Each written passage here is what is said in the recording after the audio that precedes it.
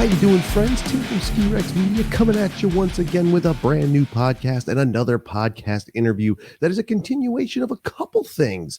Last week we spoke with Jeff Hathaway. He part owner and operator of Magic Mountain down there in southern Vermont. Today we have the general manager of the Dartmouth Skiway, Mark Adamczyk. We talked to him a little bit today about operations here in the Upper Valley, also home to Whaleback Mountain. And we talked to the executive director there, John Hunt. And we're now talking the Upper Valley. So we continue with the people who run these places, the bosses, if you will. And I have a few more I'd like to get on the program. I'm going to try that later in the year as the new year comes up. Speaking of the new year, notice I got the cool a hat here for those watching the video version. For now, I got my Skirex Media branded Santa hat. This is the only one in existence. It will not be on the merch shop. This is not a merch shop plug. I'm just trying to be festive. And we'll see how that works out throughout the rest of December, right? Right. Before we get too much further, though, make sure you do follow. If you don't, whether it is on YouTube or Rumble, hit the subscribe buttons, or hit the follow button, subscribe button, little heart, whatever it may be on your favorite podcast app, whether it be Spotify, Apple Podcasts, Google Podcasts, Stitcher, Pandora, Buzzsprout, so many different places. You can find the Skirex Media podcast. You can go to skirexmedia.com, go to the podcast page, and you will be able to find those very easily. Or go to your favorite search engine and or web browser to put in Skirex Media, and you'll be able to find everything Skirex Media has to offer, as again, skirexmedia.com, as well as links to the different social media pages for Skirex Media across the big three: Instagram, Twitter, Facebook, as well as LinkedIn for anyone who wants to do a little business, because that's kind of what LinkedIn is, isn't it? Kind of. Yeah, no, I don't know. Maybe. I don't know what I'm doing with that thing. Also, there's the Patreon and the Skirex Media merch shop at skirexmediamerchshop.com. Links for everything in the description. And of course, those last two will help continue growing what will be the mighty Skirex Media empire and bring us closer to Skirex Media Mountain Resort. But for now, it just supports the program. Now then, on to the interview. Mark Adamczyk, whom I have not met in person. I don't know a lot of these people firsthand, mind you. I'd like to be that guy who says, yeah, in the ski industry, I know everybody, but it's not true. So you're going to find out in this interview that there were several things about Mark and the Skiway I didn't know. And he had a hard out for an hour. We got out in under an hour. I didn't want to keep the guy going all day here. It is a busy day. It is a Monday, and we all know how Monday can be, especially this is the Monday. Now, you're seeing this the second week of December, but I'm recording on the Monday after the holiday weekend, the Thanksgiving holiday weekend here in the United States. So I hope you had a happy Thanksgiving. I didn't ask Mark if he had a happy Thanksgiving. That's very rude. How rude am I? So Mark Adamczyk, sorry about not asking you about that. That's my bad. I'm not trying to be rude. I just slipped my mind, even though I brought it up during the episode. Also, congratulations to Michaela Schifrin, who this past weekend, which you've already known for 2.5 weeks, who did a 5-peat in slalom up there at Killington at the Home Light World Cup event, the Home Light Killington Cup World Cup races. The GS was canceled because of wind, but slalom, Schifrin came out and dominated, as she always does here in Killington, 5 in a row. So that was awesome for her. But she is awesome, and she is super famous and professional athlete, and broke another record, or tied another record, I should say, and is going to set more records. All she has to do is win another one, and she has a new record. She owns so many already, but we're not talking about that. We're not talking about famous people today. We're going here. We're staying street level and small resort level. And you know I love small resorts. So here you go, my friends. The interview with Mark Adamczyk up at the Dartmouth Skiway. For those of you who are in the Upper Valley, enjoy this. And for those of you who aren't, enjoy it. There's all kinds of stuff you can enjoy in this one, right? Right. I will see you at the other side. Enjoy. So as a few weeks ago, we had John Hunt. Actually, more like a month or so ago now, we had John Hunt on from Whaleback Mountain, the executive director over there. And I figured, why not keep talking to Upper Valley, the folks who run the Upper Valley Mountains, and here in Vermont and New Hampshire. And so now we move north of Whaleback to the Dartmouth Skiway. Mark Adamczyk, how are you, sir? I'm well. Good morning. Good morning. So let's get started then. We know you're from the Skiway. Why don't you tell us who you are and what you do there, or what you don't do there Go for it. Yeah. So I'm the general manager, Dartmouth Skiway, which means I oversee all the operation and maintenance of the skiway, and that includes mountain operations and what we sort of divided into two main houses: mountain operations and guest experience.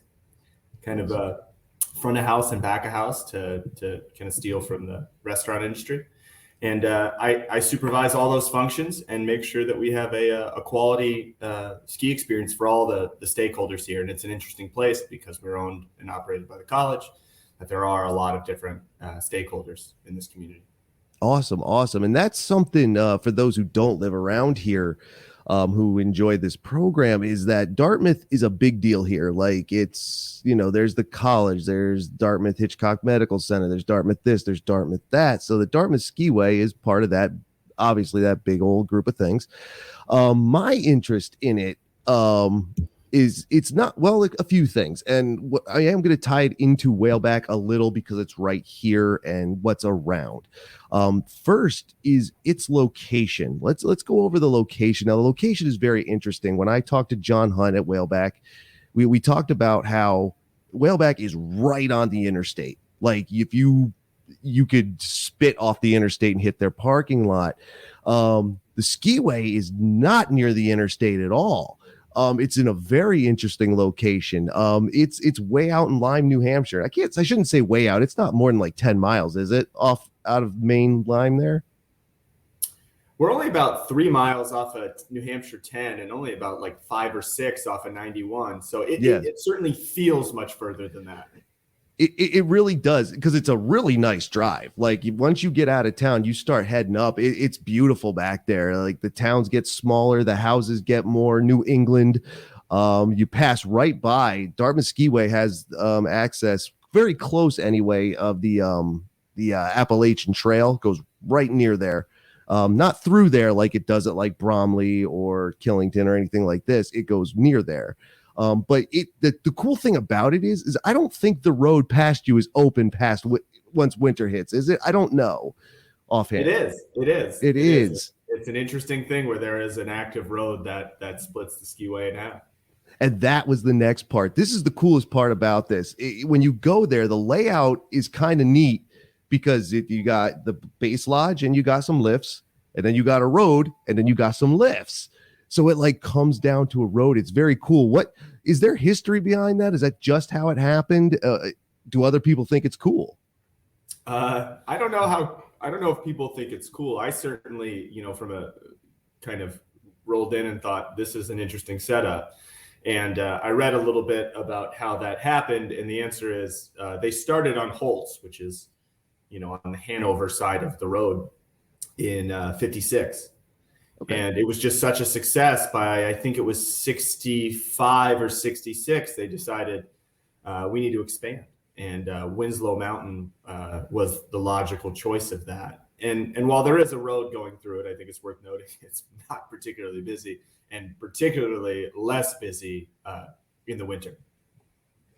And I'm sure I drove that road once to figure out where it came out, and I don't even remember where it came out. It comes out a ways. I think it connects Lyme with Canaan, which is, as a person who's new to the Upper Valley, I've never had the pleasure of driving it, but I think that's where it goes. Yeah, it comes out north of Canaan somewhere, I think, and that's a ways on a little narrow dirt road. Like, driving it from where I live now, I'm down. I don't hide. I'm in White River Junction area, so I got the interstate. I got 2 interstates and main roads everywhere, so I can get there. But to go that way is something else. It is beautiful. Now, it is only 3 miles, I guess. I actually honestly thought it was longer because it's a drive. But it is a beautiful area. And one of the things I did want to ask you about, I heard about this. I don't know how true this is. This is something goofy I heard somewhere. That one of the beautiful things, one of the draws to the Skiway is that the fact that it is out there, there's not like real cell phone coverage. I don't know. I never paid attention. Like, people like to go out there to get away from it all. Is that part of the culture out there? Is that part of the fandom? I mean, I think so. I don't think it's certainly, there's very little cell phone coverage. you got to get to about tower 4 or 5 of each lift before you start picking up a few bars. And when you're in the parking lot, you get very little. We are lucky that we're owned by the college, so we have great Wi-Fi in the lodge. But once you step outside, it's pretty much a dead zone. I think wrapped into the draw of getting away from it, not just with cell phones, is it is remote, and the skiway has everything that you need in a ski area, but really nothing you don't. So a lot of those trappings that you find in some of the larger, more corporate ski areas just don't exist, right? You park, Sure. You ski, you warm up or grab a snack if you'd like, and otherwise you kind of just you go back home, and you come for the idea that being outside in the winter is one of the great pleasures of living in the Upper Valley, and kind of no other frills without besides that. So there are people who want more trappings than that, but I find that the base here is a really kind of dedicated skier group, and that's what they want. They want to come and get outside and enjoy some skiing, and they don't want a whole lot else. And I agree with that. I think in the last couple of years, especially the smaller mountains, the more out of the way places, they've gone up in popularity, especially with some of the hatred being thrown at corporate skiing that's out and about. And we've talked about it, so I don't have to talk about it now. But people are hating on it, and it's a wonderful place. I've never skied there. I'm going up there this year because I got to check it out finally. I think it's great. Just seeing it in the summer is great. Like I said, you go up there and you just walk around. You see there's a mountain on this side of the road, mountain on that side of the road. It's a small road that goes nowhere. Not a lot of stuff. And as Mark said, that's the draw that's part of the draw. Like I did say cell phone coverage because that is something goofy I heard, but it's just out there and away from stuff, so you can relax, you can chill, you can actually ski or ride. Do you have any problems? Many years ago, growing up in southern Vermont, I heard about the Dartmouth Skiway, but I made the assumption that it was college kids only, and I wasn't a college kid yet. Do you have problems with that? Do people know about it, or enough people know? I mean, I assume you are successful there. I just mean, do you ever have any issues like that? I think it's a big issue. I think a lot of people assume that it's private. I think a lot of people haven't heard about it. And I think a lot of people who have heard about it don't have a full understanding of what we have to offer here. And I think that's part of my charge in taking over as GM is to expose the skiway to more people. More importantly, expose it to the right people, because it's not the mountain for everyone. I don't think your diehard skier from Boston who's trying to get to Killington and Stowe and these larger mountains, I'm not sure that the skiway is for them. There's some great terrain here, but it's significantly smaller than those resorts. But for your skiing family who wants to expose their children to skiing, or even their older kids, and ski together and have a kind of laid back, unpretentious ski experience, this is what the skiway can provide people, and we just need to tell more people about it. Absolutely. And I'm all for that. I'll tell as many people as I can, especially after I can get up there and can say, hey, I had a great time up there. And I'm sure I will have a great time up there. Will. Yeah. And one of the interesting things is that because it is smaller, like Mark brings up a good point, there are the little cultural lines that we have in skiing, people who want all the amenities, people who want something a bit more laid back, smaller, indie pass riders, for example, like myself, to backcountry folks, to whomever, just different ways to do it. And I think now look, I will push the Dartmouth Skiway as much as I can if I like it, and I will. But I kind of want it to stay a hidden gem, because that's kind of what it is, a hidden gem. You guys there and Whaleback are both these little hidden gems that if you talk to people here, the locals love them. They don't want them to become big places. Have you heard that up there?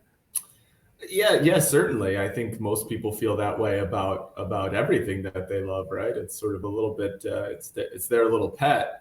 It's sort of a catch-22 in the sense that, like, we need more people to come so we can sustain the skiway and make improvements and continue to to have it be a great place to ski. And while we definitely want our pass holders and our longtime locals to be thrilled about that, we do need to get some other people in the mix to grow.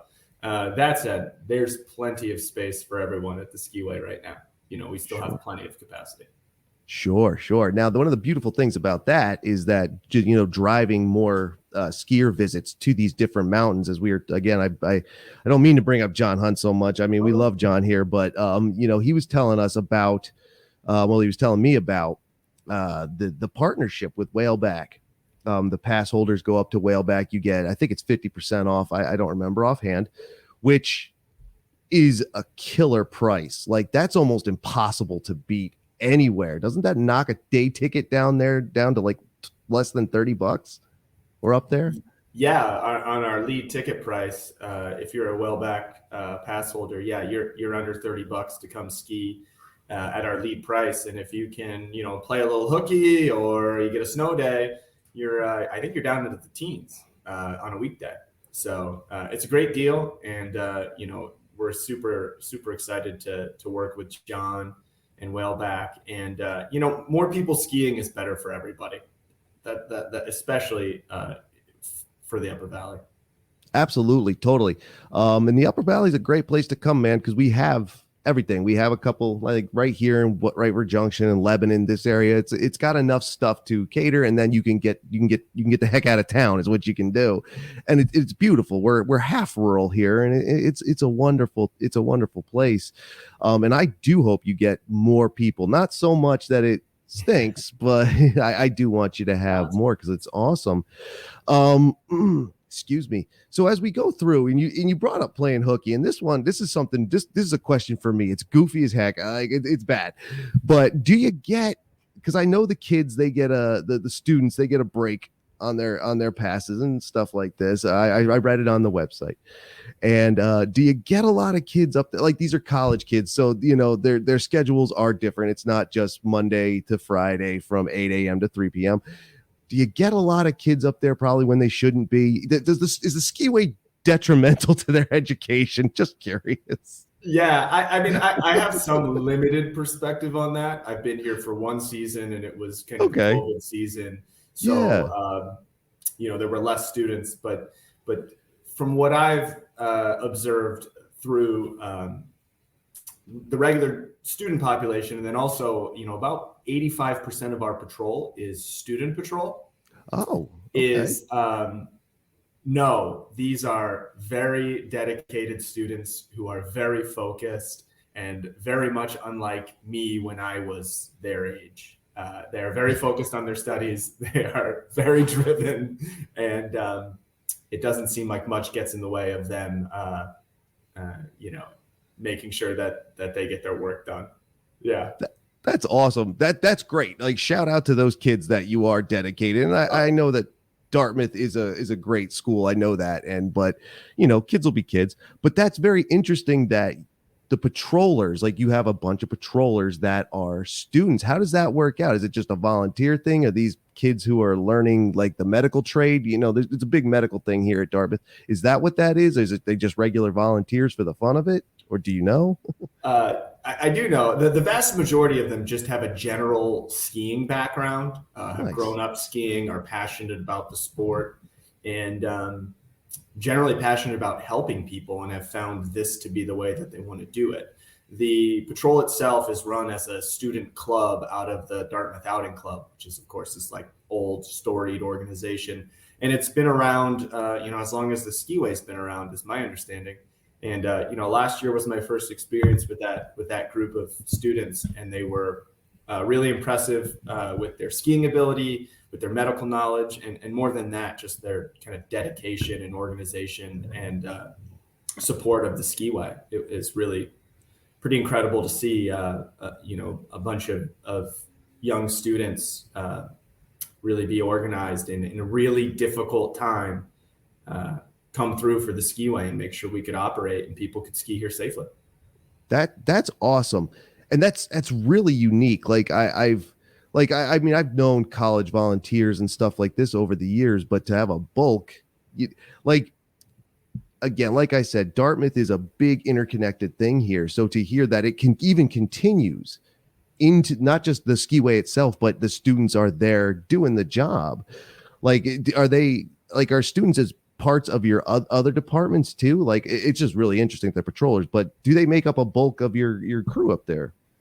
So in the past, for whatever reason, previous management never chose to hire students. We opened up student employment last year, and we had about 10 students work lifts for us. Of all different types of studying different things, but happened to be quite a few engineers who were just sort of interested in machinery and the lifts, and kind of no surprise there. But more than anything, I think you just have students who are passionate about the sport and want to be involved in any way they can. And it worked out great. So we're hopeful to have a lot more students, support the skiway and work out here with us and learn about the ski industry and learn about running a ski resort, because they're super smart people, and they could, help benefit the ski industry in the future, potentially. My guess is that they'll probably go on and do more lucrative things, but maybe they won't. More lucrative, but is it more fun? That's what I have to know, because I've worked in the industry and I love it. But that's great. And I've always felt that, if you're going to be working in what can be umbrellaed under the hospitality era, do it while you're in college and high school, man. It's the best time to do it, because I mean, we won't get into I'm not going to say dark side, but it is a party job, I'll tell you that. And I was the least amount of partiers, and I still got my share. So that's what it is. So go get them, college kids. That's awesome. Shout out to the Dartmouth students, man. You have quite a deal up there. But speaking of, working up there, you mentioned that was your first year last year. That's very interesting. Again, I don't know everybody in the business, so I didn't know Mark has only been there for a season offhand. Where is this the first time you're trying this kind of, job in the industry? Have you been in the industry your whole life? So my entrance into the ski industry was flaking out of Philadelphia and moving to Colorado to be a lift operator. And I did that about 15 years ago, and I didn't really ski very much growing up. Sure. I didn't find skiing until later in high school and college, and became really passionate about it and found out how much I loved it. Moved to Colorado thinking it would be a year and then I'd get back to the East Coast in real life, and that didn't work out. Long story short, I worked my way up. As it relates to leadership in the ski industry, I worked my way up from a lift operator to director of lifts at Winter Park Resort in Colorado, which is, a bigger area. Sure. So that was a pretty big job. Got married, had kids, bought a house in Winter Park, all of these sort of things. And then transitioned out of mountain operations and into more of the guest service side of things, where we created a new business unit at Winter Park called Outdoor Adventure. Sounds a little bit like you should be working on a cruise ship. But what we did was we combined a bunch of existing businesses, like tubing, a large bulk of summer operations. And then what we also tried to develop businesses that got people skiing in different experiences, but with guides or employees.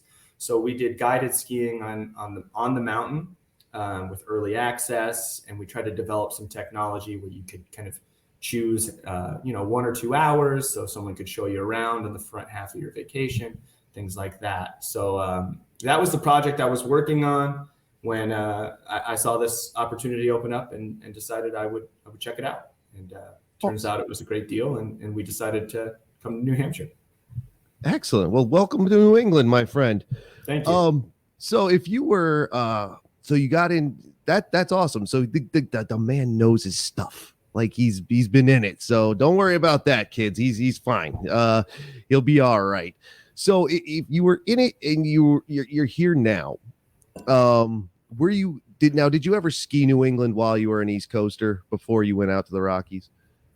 Or did you just hang on the? Yeah, I had done some like high school trips to Mount Snow, And then Mount Snow. I had a couple friends in college who were patrollers at Mount Snow. And that was kind of the first time I got to see like a ski house and hang out for some weekends and ski a lot and ski with some guys who could really get after it. And that sort of, turn the light bulb on. Sure. And the reason I ask, Mount Snow's awesome. I grew up in that area. That's where I worked through high school. So I know I know the mountain for the most part. But we have a pretty sizable Pennsylvania fan base. So I was going to wonder if you would bring up Poconos or anything like that. And you mentioned Philadelphia. So I was like, were you in the Poconos? Did you shoot out to Mountain Creek in Jersey, up to Connecticut? I went to school in Philly, and the Sunday night $20 deal of night skiing at Blue Mountain was a standard. Man. And I've done some Jack Frost, Big Boulder, done some Camelback. My brother went to University of Scranton, so I've seen Montage, but we never skied there. That's awesome. See, yeah, this is what we love. And I feel that my fan base has done this too. We talk to people who are I talk to people and they get to listen or watch folks who run these mountains, the smaller mountains. Like I'm sure I could go and call up someone at Vail, someone at Altira. I could go to Powder or even just Killington and get Solomano on the show. Fine. But we like to talk to the smaller guys because the people who are running these mountains are the people who are in the places we all go to. As locals, local to PA, Yamada, Blue Mountain, Jack Frost, Camelback. These are places I've been as well. I lived in New Jersey for a while, so I've been to these places too. And Mark is one of us. Not that I want to. Full disclosure: I have given up my clear goggles. I do not own clear goggles anymore. So I don't know how much night skiing I have left in me anymore. Oh God, I just had to buy a pair, for those. Do you ever get caught on one of those days where it's not as sunny as you hoped? Heck with that. I need my clears. I need them. But again, not to draw lines. Like everybody knows me. I don't hate. I don't stereotype. I'm not prejudiced in any way. Like every ski the way you want and where you want. But it's just awesome to talk to the smaller guys for that reason. Because a lot of the people who run the smaller mountains have come up through the ranks. It's not somebody who is in business school and does that, which is perfectly okay. It's just a different type of person. And it's really kind of awesome that you've been to these places. Have you noticed so far? And again, you said COVID season, a big difference in operations between the Rockies and here Upper Valley, New England. Well, yeah, certainly. Although more similarities than differences. Sure. The big difference is snowmaking, right? Snowmaking is a much bigger part of the operation here than where I came up through mountain operations. It's integral to the operation here, and totally understanding it and learning about it. While I had some ideas, has been a big part of the last 15 months of my life is really studying snowmaking hard. Sure. Snowmaking, big deal here, not so big out there. And it's almost an art form here. The snowmakers around here are something else. And snowmaking should be wonderful this year. The Upper Valley has seen so much rain. If you guys run pond, you should be overflowing. So that's a good thing. Everybody else is. So you've been here for about a year. You're getting into it. First real season, not the COVID season. How did you guys do up there with that anyway? Great. What you find out very quickly is that by the time December rolled around, people just wanted to be outside. They were tired of their houses. So we had a really cooperative ski community here. People picked up the changes. We weren't allowing anybody in our lodge. We had slightly stricter policies because of our relationship with the college, but people were great. Totally. And I think the joy of skiing and the joy of being outside in the winter really provided a lot of solace for people who were reasonably bummed out because of COVID. So it was a great season, and we were really thrilled to play even a very small part in helping people feel better through the winter. Absolutely. Ski areas were wonderful for that. And New England as a whole was pretty successful through the season. And I like to check in with the mountain directors, GMs, directors, pick your title, how they did. because it looked like we did well. There was no case, I don't think, of COVID-19 traced back to any mountain anywhere. Vermont, New Hampshire, Maine, doesn't matter. So we did well, and I'm happy to hear that you guys did well too. Do you know what you have for this year's restrictions? Like, are you lighter this year? Are you the same? I think there are a lot of things that we know this year that it's kind of funny to think back just a year. We didn't, we wore masks outside required all season long last year.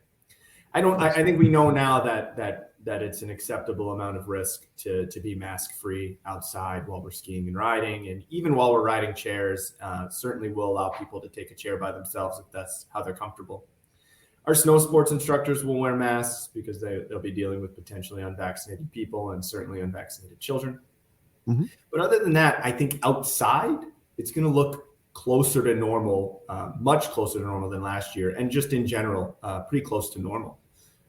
We'll ask people to keep their distance and but I think we know the risks outside are fair enough that people can kind of operate under their own level of comfort. Inside at the Skiway, we anticipate mandatory indoor masking, except when actively eating or drinking. And other than that, I think that's going to be the main policy and procedure that's going to keep us safe. So that's probably what it will look like. But I think everybody knows nowadays, who knows? No, absolutely. Nobody knows. Who knows? We don't know. We have access to one of the best hospital and medical colleges and everything in New England, and we don't know. So that's where that is, but that's good. My thing with it is people are like, gosh, we have mask mandates and stuff this year. I'm like, yes, but it's not getting worse. So, we're not putting full, scuba gear on to walk around and ski in. And we don't have powder like that, like you might have experienced out there in Colorado, where you need a snorkel to deal with it. We would like it, but we don't have it. But that's fine. If you ski the ice coast, you could ski anyway.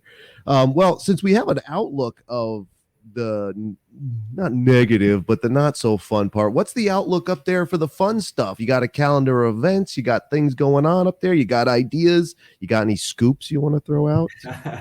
Well, the most positive outlook right now is out my window. It's white. Yes. This is a great start. We've got a couple tracks of people have gone uphill a few times. I was actually able to get out on Saturday, and it's certainly very, very thin, but you can get out and get some turns. The other thing that's exciting this year is the lodge is open. That's a huge thing for us because we were one of the rare places that just didn't allow anybody inside last year except for bathrooms. Sure. Also, the ski team is back. So we'll have Dartmouth Carnival, so you'll be able to get to see some high-level NCAA racing this season. And we're certainly going to add some events to the board. Stay tuned for that kind of as we get closer to opening day. Nice. And right now it's slated for December 17th. Yes, that's what's on your website. So that's what it is. There you go. You heard it from the boss guy himself. So uphill, you guys do allow that during the season as well. Many mountains now do. It's almost a silly question, but are you ticketed? Are you free uphill? Which are you? Yeah. So we have an uphill season pass, as well as an uphill add-on for season pass holders. We still have to pay to make a snow surface, so we think it's fair to ask people to chip in to use that snow surface to go uphill. It really should be called a lift and snowmaking ticket, not just a lift ticket. Yep. The vast majority of our resources are spent making snow, not running the lifts. Sure.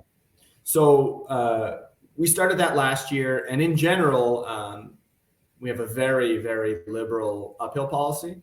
It's on our website, but if a trail is open to downhill the day before, it's open to go uphill. We ask that you stay to the side of the trail and use caution and make good decisions. And the same thing goes for outside of our operating hours. It's an interesting thing. You mentioned Dartmouth Hitchcock. Between Hitchcock and I think some of the research facilities, we have people going up about 24 hours a day at the Skiway. They'll finish maybe a third shift, or they're students and they're just night owls. But our groomers report seeing people at all hours of the night, which is really exciting. And going uphill with a headlamp and skiing down cautiously is a lot of fun and a great way to experience the mountain. That is awesome. And then previous to opening, we allow uphill. So you could come out today and go uphill. You'd want to ski pretty gingerly, and certainly not be on a pair of skis that you love, because you'll be touching some rocks for sure. And then as we approach snowmaking, which will begin tonight, hopefully, with enthusiasm. We just ask that you steer clear of any snowmaking operations, which is pretty easy at the Skiway, because as you were talking about, we're sort of divided in half. So right now we'll ask you to stay towards the Holt side, which is a great section of trail. And then when we shift snowmaking from Winslow to Holt, we'll ask you to flip.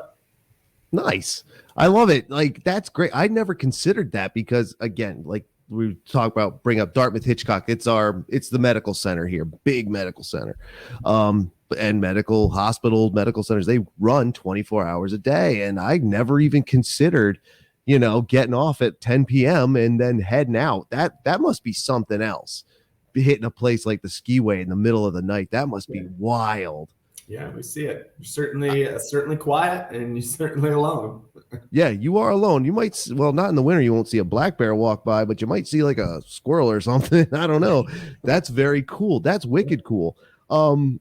So there you go. Get out there. And then any uphill trail, most places are going with a set, use this way up or use this way up.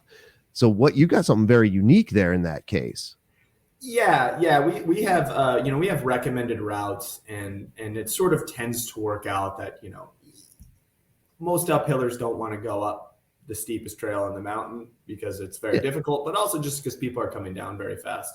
So it tends to sort of take care of itself with some general, policies and procedures. And we just sort of take the approach that if we see someone doing something that we think is a little bit unsafe, we'll have a conversation, we'll get them on the right path, and hopefully, they can explain to their friends or any other newcomers, how it works.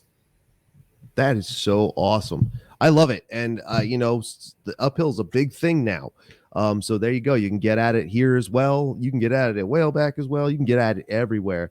Now, you brought up the NCAA side of things real quick there.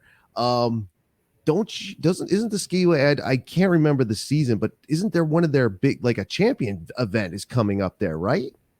Yes. Not anytime soon, but currently Dartmouth has the bid to host the 2025 NCAA championship. Yes, that's very awesome. That's going to be great. And again, it's 3 years off, but prepare now, because this past weekend was World Cup race weekend over there at Killington. This could draw probably as close to that. Like, are you prepared to draw 20,000 people to your mountain? I don't think anybody's prepared for 20,000 people in line. I think that, but I think the last time we hosted was 2003, obviously a little bit before my time here. But I do believe they pulled about 2,000 or 3,000 spectators, which that's quite a haul for an area of this size, and skiing in general. I mean, the World Cup at Killington is kind of a next level thing. Sure. But no, we'll certainly have to dial some logistics on how people can get up here and see some really competitive ski racing, and it'd be really exciting to have Dartmouth athletes be able to win a championship potentially on their home turf, which the first year students now will be they'll be the first group that will be here to potentially compete in 2025. So there's some really great skiers who hopefully will give Dartmouth a shot to win. I think so. Dartmouth seems to pull a decent ski team. Like, Dartmouth is a no joke ski team. Like, they do well. They've had champions before. Certainly. So that it's going to be great, and never count out. Like, some people thrive on NCAA sports, whether it's basketball, football, you name it. And skiing is no different. Like, these are world-class professional class athletes. They could, they don't have the experience, and that shows, but you have to do it to get experience. But it's as exciting. Like, if you've never seen, especially a speed event in person, that's something to see. And then, like, if you were at the women's GS and slalom this weekend at Killington, that that's something to see too. It's a wonderful thing. And I'm glad you get there. And the team is, like you said, is going to be up there training now, right? Like the yearly team, like, excuse me again. Sorry about that. The team's going to be up there this year training, and that's something someone might be able to spot while they're there. Yes, no, or are they off to the side? No, they're on the trail's closed while they're training because of the nature of how fast they ski. But totally. you can see it, certainly. You can watch them train. They train a couple times a week. I haven't seen that in person because the entire season was canceled last year. So we didn't really have those athletes on the hill. They all kind of went home to their home mountains and home clubs and kept training. That's awesome though, to see. Like, believe me, NCAA athletes are ridiculous. They're, it's like watching pros, and it's a lot of fun. That's really awesome, dude. You got so much cool stuff going on up there for a place, as we both said, is probably not the best known, and people do think it's a private mountain. Dartmouth, they think it's Dartmouth because it is part of the school, and the kids do go up there. But again, that's the interesting thing about the location. The school is in Hanover, the mountain's in Lyme, and that's a good 15 miles, 10 miles. Yeah, we're 13 miles from Hanover. There you go. Yeah, what's interesting is when they decided to put the skiway in Lyme, they made it so, and it's still true to this day, every kid in Lyme skis at the skiway for free. Nice. That's awesome. So there you go, Lyme folks. If you don't know that, you know it now. And with cost being such an issue now in snow sports in general, cost is a huge issue right now. And this mountain does not cost a lot. Like, kids in Lyme, free. Everybody else, it's like $35 ticket for the day. That's almost unbeatable. Like, you guys have such a great price point. I'm surprised people aren't flocking the place. Same thing with Whaleback. I said that to John too. Like, you can't beat the price. It's you can't, and these are great mountains to have really nice experiences with your families and intermediate and beginner skiers. And even as your kids are older and get better, I still think there's plenty of terrain on Whaleback and on the skiway where you can challenge yourself and you can certainly have fun. Absolutely. And I can't wait to get up there, man. That's awesome. Anything else you want to get into before I let you go here and get on with your day? It is a Monday after holiday weekend, so I'm sure the man is busy. I don't want to keep him all day. Yeah, well, we're going to go make sure our snowmaking is in order, and hopefully temps look good to fire up tonight. And nice. No, I don't have anything else to add. Thanks for your time, and it was great to chat with you. Absolutely. Mark Adamczyk up at the Dartmouth Skiway. Visit it if you can. I believe, if I'm not mistaken, it's skiway.edu. Sites. If you type in dartmouthskiway.com, it will redirect to that college site. I did not know that, but that's how you get to it. Very easy to find. Good. Put it into Google or Safari, whichever you use. As your browser, Chrome or Safari, whatever. Put it in. You'll find it. Very easy to find. Check the place out. It's not private. It's not just college kids. Like, all right, maybe you'll get an hour or two where you might be the oldest person there. And that's okay, too. The kids are fine. They won't bother you. It could be little kids. Who knows? Come on up. Come visit us in the Upper Valley. Mark Adamczyk, thank you very much. Dartmouth Skiway, you will see me there at some point this year. Thank you, sir. I will let you go on with your day. Thank you very much. I do appreciate it. Thank you. And there you have it, ladies and gentlemen. Thank you again to Mark Adamczyk up there at the Dartmouth Skiway. Nice guy. He's been all over the ski industry, from the Rockies back to New England, an East Coaster. You've heard names to my friends down there in PA. You know all those hills, so I'm sure you dug on that and you dig on this guy too. I don't know if the Pennsylvania contingent will be able to make a stop at the Skiway. We have planned so many stops everywhere else. There's spreadsheets involved. Shout out to Scooter, fan Scooter, who's been on the live streams and stuff. But I will be at the Dartmouth Skiway at least once. I'm going to take advantage of having my Whaleback pass, so I will be paying Jack to ski at the Skiway. I love it. It's going to be awesome. And like I said, it's a nice drive up there. Beautiful area. It's out in the backwoods a little bit, so it's a lot of fun.